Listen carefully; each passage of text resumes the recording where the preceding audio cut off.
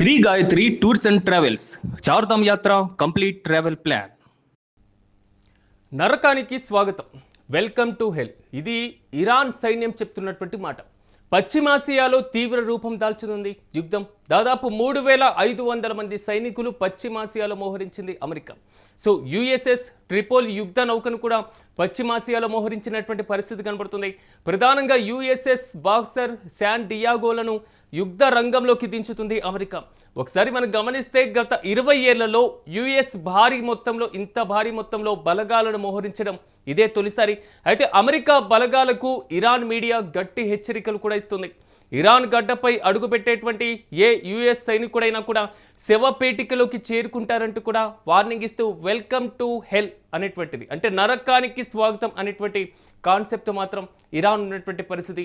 ఒకవేళ ఇప్పటి వరకు సాగినటువంటి మిస్సైల్స్ యుద్ధం కాకుండా 3,500 మంది సైనికులు ఇరాన్ గడ్డకి సమీపంలో వస్తున్నారు అంటే సైనిక చర్య దిశగా అమెరికా అడుగులు వేస్తుందా? ఇంత భారీ మొత్తంలో సైనికులు రాక ఇప్పుడు గత 20 ఏళ్లలో ఎప్పుడు చూడనటువంటి పరిస్థితి. ఇంకా యుద్ధం తారాస్థాయికి చేరుకునేటువంటి పరిస్థితులు కనబడుతున్నాయి. ఒకవైపు శాంతి చర్చలు, మరోవైపు చర్చల ద్వారా యుద్ధాన్ని తగ్గించేటువంటి ప్రయత్నం. ఇరాన్ తలొగ్గుతుంది అని వరుస ప్రకటనలు చేస్తున్నటువంటి ట్రంప్ ఇంత భారీ బలగాలను మోహరించాల్సినటువంటి అవసరం ఎందుకు వస్తుంది? ఇదే అంశంపై మరింత సమాచారం మా ప్రతినిధి సత్య అందిస్తారు. సత్య, చెప్పండి, యుద్ధం తగ్గడం పక్కన పెట్టేస్తే రోజు రోజుకు బలగాలతో మరింత పెరిగేటువంటి అవకాశాలు చాలా స్పష్టంగా కనబడుతున్నాయి. పూర్తి డీటెయిల్స్ ఏంటి? పశ్చిమాసియాలో మిడిల్ ఈస్ట్ యుద్ధ ఉద్రిక్తలు అయితే తీవ్రమైతమవుతున్న పరిస్థితి కనబడుతా ఉంది.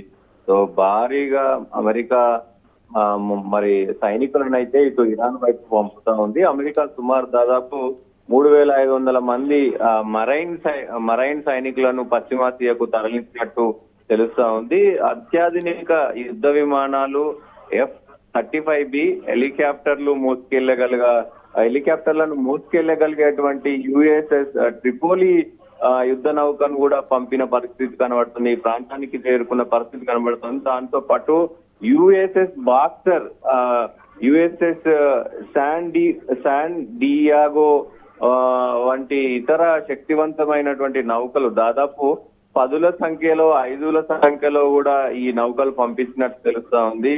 ఇంత మొత్తంలో భారీ నౌకలు గాని అలాగే మొత్తం సైనికులు గాని బయటి దేశం మీదకి పంపేయడం 20 ఏళ్ల తర్వాత ఇదే మొదటిసారి అయినట్టు తెలుస్తా ఉంది. అయితే గత 2 శతాబ్దాల్లో ఇంత పెద్ద భారీ స్థాయిలో అమెరికా బలగాలను సామాగ్రిని పశ్చిమాసియాలో మోహరించడం ఇదే మొదటిసారని రక్షణ నిపుణులు అయితే చెప్తున్నారు. అయితే పెద్ద ఎత్తున మరి వీళ్ళందరినీ కూడా ఇటు ఇదే హార్మూజ్ కు సంబంధించినటువంటి విషయంలోనే, అంటే హార్మూజ్ విషయం ఎక్కడా కూడా ఇరాన్ తగ్గట్లేదు కాబట్టి హార్మూజ్ తో పాటు అణు ఆయుధాలకు సంబంధించినటువంటి పరిస్థితులు, అంటే వాళ్ళు ట్రంప్ చేస్తున్నది మొత్తం కూడా మనం చూస్తే ట్రంప్ వ్యాఖ్యలన్నీ కూడా పెద్ద ఎత్తున కొంత దుమారమే రేపుతున్నాయి. ట్రంప్ ఇరాన్ ని మొత్తం కూడా లొంగిపోవాలి, ఇరాన్ కి సంబంధించినటువంటి అణ్వాయుధాలు మొత్తం ఇచ్చేసేయాలి, అక్కడ ఉన్నటువంటి మొత్తం కూడా ఆ వ్యవస్థనంతా కూడా అమెరికాకు అప్పచెప్పాలంటూ కూడా ఆయన కొన్ని కండిషన్లు పెట్టాడు. 15 కండిషన్లతో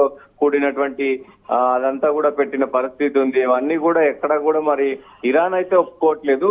ఇంత పెద్ద ఎత్తున బలగాలను మోహరించడంతో పాటు యుఎస్ అలాగే ఇజ్రాయెల్ వార్నింగ్ ఇస్తా ఉంది. ఇప్పటికే ఇరాన్ కూడా షిప్లతో కొంత డ్రోన్లతో మరి అన్ని దేశాలపైన, ఇటు గల్ఫ్ దేశాలపైన, ఇజ్రాయెల్ పైన దాడి చేస్తున్న పరిస్థితి కనబడుతోంది. సత్యం, ఒకవేళ ఈ సైన్యం మొత్తం హార్మూజ్ జలసంధి ప్రాంతంలో లేదా అణ్వాయుధాలకు సంబంధించినటువంటి ప్రాంతాల్లోనే మోహరిస్తే సైనిక చర్య ద్వారా ఆ ప్రాంతాలను కైవసం చేసుకునేటువంటి వ్యూహంలో భాగంగానే భావించాలా?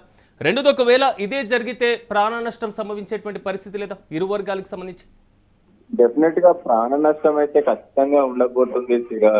దీనికి సంబంధించి ఇప్పటికే ఇరాన్ కూడా ఎక్కడా తగ్గకుండా మరి అన్నిటికీ కూడా సిద్ధమైపోతుంది. ఇప్పటికే అమెరికాకు సంబంధించినటువంటి వాళ్ళకందరికి కూడా ఇరాన్ హెచ్చరిక చేస్తుంది. అమెరికా చర్యలపైన ఇరాన్ మీడియా అయితే ప్రస్తుతం తీవ్రంగా స్పందిస్తోంది. ఇరాన్ అధికారికమైనటువంటి ఏదైతే టెహరాన్ టైమ్స్ ఉందో వెల్కమ్ టు హెల్ అంటూ కూడా మరి ఏదైతే నరకానికి స్వాగతం అనే శీర్షికతో ఒక కథనాన్ని కూడా ప్రచురించిన పరిస్థితి కనబడుతోంది. వాళ్ళు ఒకటే చెప్తా ఉన్నారు, ఇరాన్ గడ్డపై అడుగుపెట్టి ఏ అమెరికా సైనికుడైనా తిరిగి శవపేటలోనే వెళ్తాడని మా దేశాన్ని అంటే ఇరాన్ ని కాపాడుకోవడానికి కోసం మేము ఎంతకైనా తెగిస్తామంటూ కూడా ఇరాన్ వాళ్ళు అయితే మరి అంటున్న పరిస్థితి కనబడుతోంది. ఒక్కసారిగా ఈ మొత్తం అంటే ఇటు అమెరికాకు సంబంధించినటువంటి ఏదైతే సైనికులు కావచ్చు, అటు మోహరించడం కావచ్చు, అలాగే ఇరాన్ కూడా దాదాపు 12 సంవత్సరాలు ఉన్నటువంటి యువకులను కూడా మొత్తం కూడా యుద్ధంలోకి దింపడం, మొత్తం పోలీస్ వ్యవస్థను వాళ్ళకి అప్పచెప్పడం కావచ్చు, ఇవన్నీ కూడా నడుస్తున్న పరిస్థితి కనబడుతుంది. కొంత రోజుకి చాలా ఉధృతంగా మరి యుద్ధం అయితే ముదురుతున్న పరిస్థితి కనబడతా ఉంది. అసలు అమెరికా నిజంగానే మరి ఇరాన్ ని స్వాధీనం చేసుకుంటుందా అంటే అది చాలా కష్టతరమనే చెప్పుకోవాలి. ఎందుకంటే బ్యాక్ ఎండ్ లో కూడా ఇరాన్ కి పెద్ద ఎత్తున కొంత సపోర్టింగ్ చేసే దేశాలు ఉన్నాయి, చాలా కీలక దేశాలు ఉన్నాయి కాబట్టి సో మరి అమెరికా చేస్తున్న తీరును ఇప్పటికే ప్రపంచ దేశాలన్నీ కూడా ఎండగడుతున్న పరిస్థితి కనబడుతోంది. ఇప్పటికే ఫైనల్ గా ఇరాన్ స్టెప్ ఎలా ఉండే ఛాన్స్ ఉంటుంది ఈ టైంలో? ఇరాన్ కూడా దానికి సిద్ధమవుతున్న పరిస్థితి కనబడతా ఉంది. చాలా వ్యూహాత్మకంగా వాళ్ళు చెప్పడం కంటే ముఖ్యంగా అంటే మేము ఇది చేస్తాము అది చేస్తాము అని చెప్పడం కంటే ముందే అసలు వాళ్ళు చర్యలు చేసి చూపెడతా ఉన్నారు. అది గల్ఫ్ దేశాల మీద ఏదైతే దాడులు చేయడం కావచ్చు, ఇజ్రాయిల్ మీద దాడులు చేయడం కావచ్చు, అమెరికా స్థావరాల మీద వాళ్ళు దాడులు చేయడం కావచ్చు, ఈ విషయాన్ని ఎక్కడ కూడా వాళ్ళు చెప్పని పరిస్థితి ఉంది.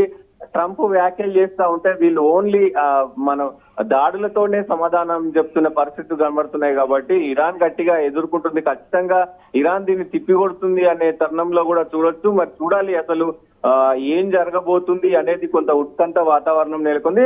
హార్ముజ్ జలసంధి పైన ప్రస్తుతం చాలా ఉద్రిక్తత వాతావరణాలు అయితే నెలకొన్న పరిస్థితి కనబడతా ఉంది.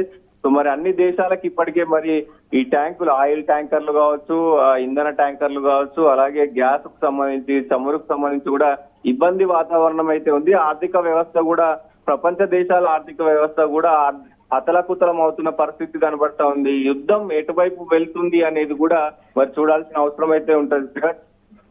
Right Satya, thank you.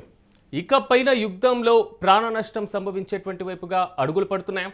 అంటే అవుననే సమాధానాలు చాలా స్పష్టంగా కనబడుతున్నాయి. ఇప్పటి వరకు మిస్సైల్స్తో, బాంబులతో, రాకెట్లతో సాగినటువంటి యుద్ధం తంతు ఇక బాహాబాహి వైపు కూడా అడుగులు వేసేటువంటి పరిస్థితులు స్పష్టంగా కనబడుతున్నాయి. అమెరికాకు చెందినటువంటి 3500 మంది సైన్యం సో ఇరాన్ సమీపానికి చేరుకుంటున్నారు. గల్ఫ్ దేశాల సమీపంలోకి చేరుకోబోతున్నారు.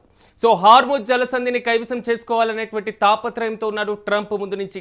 సో సౌదీ అరేబియా లేదా యుఏఈ చేతుల్లో హార్ముజ్ జలసంధిని పెట్టాలి అనేటువంటిది ప్లాన్. కానీ ఇరాన్ ఎక్కడ తలొగ్గలేదు. ఇది కూడా ఒక పెద్ద కారణంగా మారి యుద్ధం వైపు అడుగులు వేసినటువంటి పరిస్థితులు కూడా కొన్ని రీజన్స్ మనం చూసాం. అయితే తాజాగా యుద్ధ ప్రభావం ఎక్కడ తలొగ్గనటువంటి సిచ్యువేషన్లో సో ఇరాన్ కూడా 12 ఏళ్ల పిల్లల్ని కూడా సో సైన్యంలో చేరుకుంటున్నటువంటి సిచ్యువేషన్. ఈ మొత్తం వ్యవహారం చూసుకున్నప్పుడు పశ్చిమాసియాలో ఇంకా తీవ్ర రూపం దాల్చబోతుంది యుద్ధం అనేది మాత్రం చాలా స్పష్టంగా అర్థం చేసుకోవచ్చు. సో అమెరికా పశ్చిమాసియా ప్రాంతంలో 3500 మంది సైనికులను మోహరించింది. ప్రధానంగా యుఎస్ఎస్ ట్రిపోలి యుద్ధ నౌకను కూడా పశ్చిమాసియాలో మోహరించింది అమెరికా. యుఎస్ఎస్ బాక్సర్తో పాటుగా శాన్ డియాగోలను కూడా యుద్ధ రంగంలోకి దించుతుంది. ఈ నేపథ్యంలో యుఎస్ బలగాలు గల్ఫ్ దేశాల వైపు రావడం, యుఎస్ బలగాలు ఇరాన్ వైపుకి రావడం సాధారణంగా మనం కొంత 2-3 దశాబ్దాలుగా చూస్తూనే ఉన్నాం.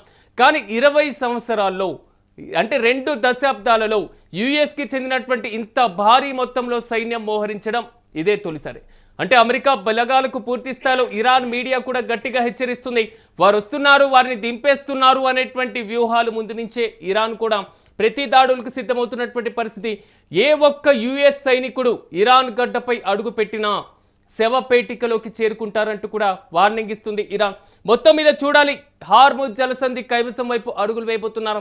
ఇరాన్ లాంటి భారీ భూభాగం ఉన్నటువంటి ప్రాంతాన్ని కైవసం చేసుకోవడం కొంతవరకు కష్టతరం.